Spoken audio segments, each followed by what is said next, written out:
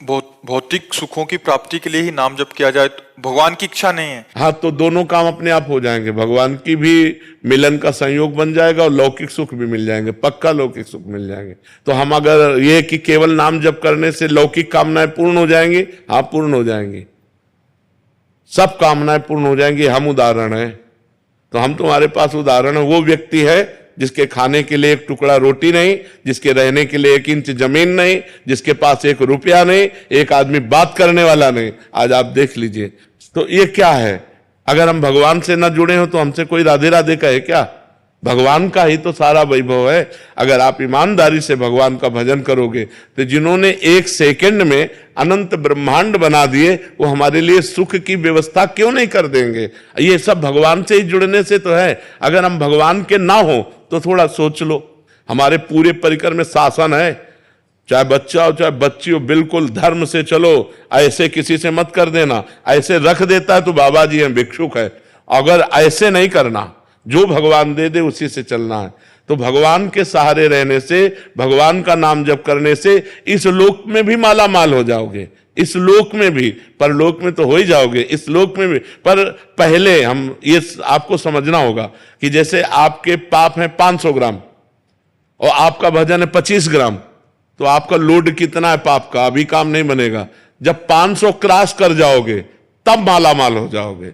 जब आपका भजन 500 क्रॉस करके 600 में पहुंचेगा तब सब सिद्धियां रुपया पैसा सब मारा घूमेगा, क्योंकि भगवान सबके स्वामी है और आपने भगवान का भजन किया तो सब कुछ प्राप्त होगा।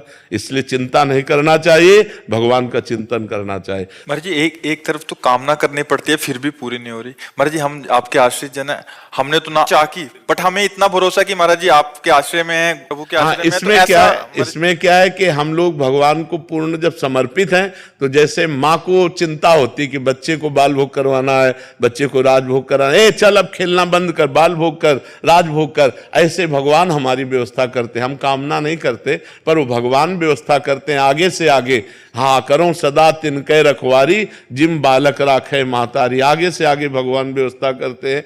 बिल्कुल निश्चिंत हो जाओ, बिल्कुल निर्भय हो जाओ। भगवान तुम्हें बहुत प्यार करते हैं, पर बस भगवान का भजन करो। तब भजन नहीं करोगे तो समझ नहीं पाओगे, भगवान के प्यार को नहीं समझ।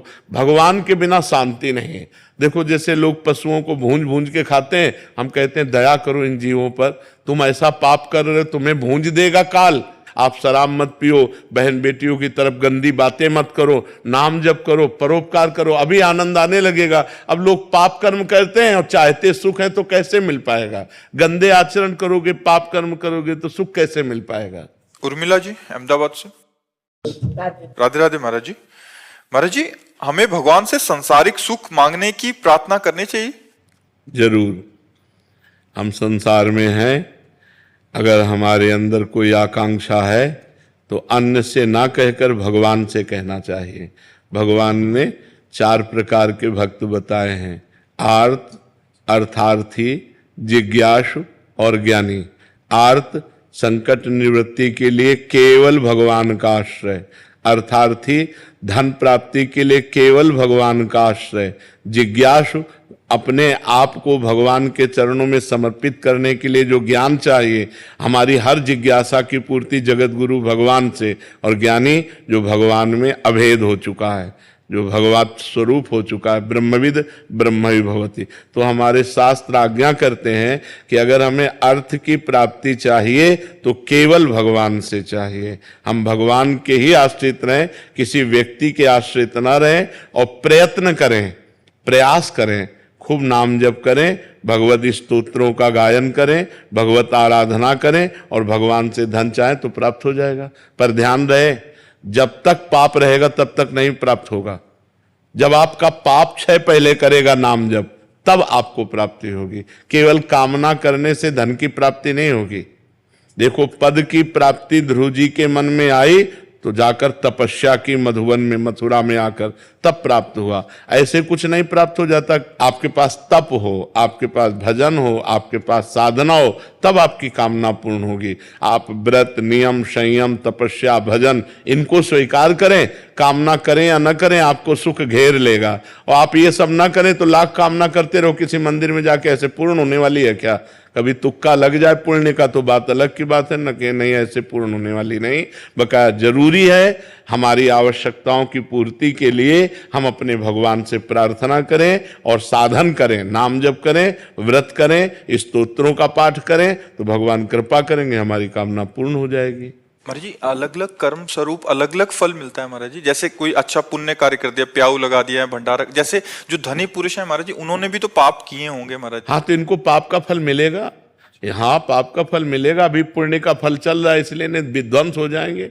जो पाप करेंगे चाहे जितने बड़े धनी हो मिट्टी में मिल जाएंगे। रावण की खोपड़ी को अपनी गोद में रखकर मंदोदरी कहती, राम विमुख सहाल तुम्हारा, रहा नको कुल रोवन हारा। उससे बड़ा विद्वान, उससे बड़ा धनी, उससे बड़ा बलवान कौन हो सकता है?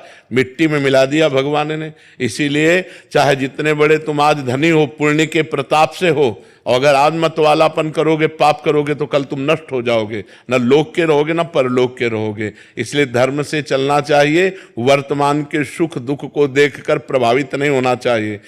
कोई धर्म में चल रहा है, दुखी दिखाई दे रहा है, उसका पूर्व का पाप चल रहा है, वर्तमान में बहुत अच्छा चल रहा है। कोई वर्तमान में बहुत गलत चल रहा है और सफलता को प्राप्त हो रहा है, तो उसका पुण्य काम कर रहा है, लेकिन